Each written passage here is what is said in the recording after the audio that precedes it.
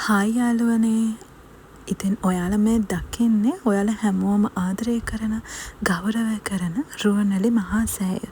හැබැයි මම මේ රුවන්වැලි සෑයේ අද සැඟවුණු කතාවක් තමයි කියන්න යන්නේ. ඒ මොකක්ද කියලා ඔයාලා බලාගෙන ඉන්නකෝ. ඔයාලට මේ පේන්නේ රුවන්වැලි සෑයේ බටහිර දොරටුව.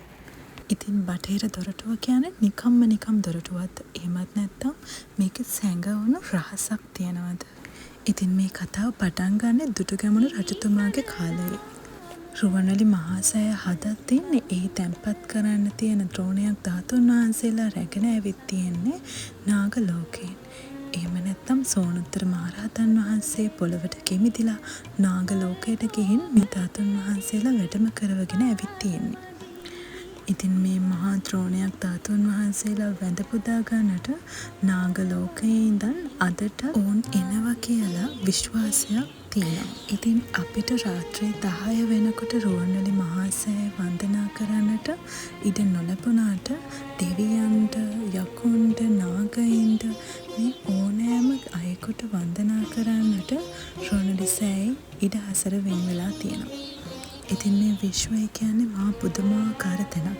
ඒ පුදුමාකාර තැන තුළ අපිට රුවන්වැලි මහා සෑය වගේම අනුරාධපුරේ ජයශ්‍රී මහා බෝධීන් වහන්සේ කියන්නේත් අපේ ජීවිතයට අපිට ලැබුණු තවත් අග්‍රගණ්‍ය වස්තුවක්.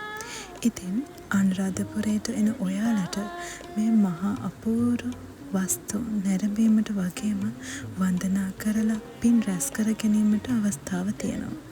ඉතින් සබහාදහම ඒ වගේ අදෘශ්‍යමාන දේවල් සහ විශ්වය කියන්නේ අපේ ජීවිතේ තවත් එක පැත්තක්. කෙනෙකු මේ ගැන වඩාත් ගැඹුරින් හොයනවා නම් ඔහුට බොහෝ දේවල් හොයාගන්න පුළුවන්.